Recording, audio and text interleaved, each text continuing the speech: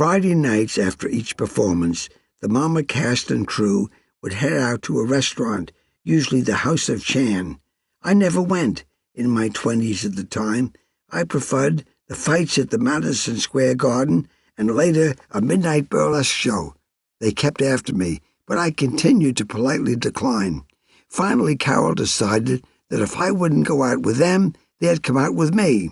So that night, the whole cast and crew of Mama headed to the fights and a burlesque theater in Newark, New Jersey. At the time, I was dating Rita Moreno, recently arrived in New York City with her mother from Puerto Rico. Rita was still an unknown aspiring actress. Perhaps we got along because her mom, like mine, was determined that her child would become a star. Her efforts paid off a few years later when Rita won great acclaim for her unforgettable role as Anita in West Side Story. The downside to dating Rita was that her mom always insisted on coming out with us. On that night, I also arranged a date for Rosemary with a questionable character I knew as Midtown Murray.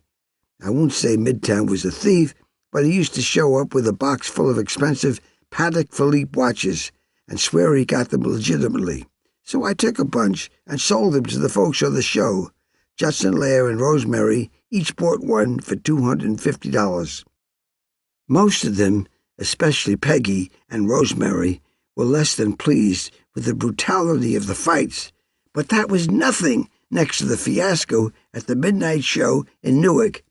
In every burlesque show, there's a stripper who removes her clothes to the rhythm of a song played by a live band. But this time, it was a little different. The stripper that night was the famous Blaze Starr, who had a notorious affair with the Louisiana governor, Earl Long. Their story was the basis for the 1980 film Blaze with Paul Newman and Lolita Davidovich.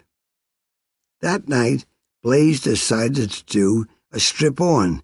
This meant that she started out buck naked and then put her clothes on, one piece at a time. So when the curtain opened, there was this woman standing there completely naked on the stage. The Mama cast was mortified. Rita Moreno's mother was also fuming. I still remember Rosemary putting her hands in front of her eyes so she couldn't see the naked woman. Carol was also livid. Only Ralph Nelson thought it was funny, and his laughing made things worse for me. That was the last time they ever joined me after the show. It was also the end of my relationship with Rita Moreno. Her mother was not about to have her girl running around to cheap burlesque houses with Dick Van Patten.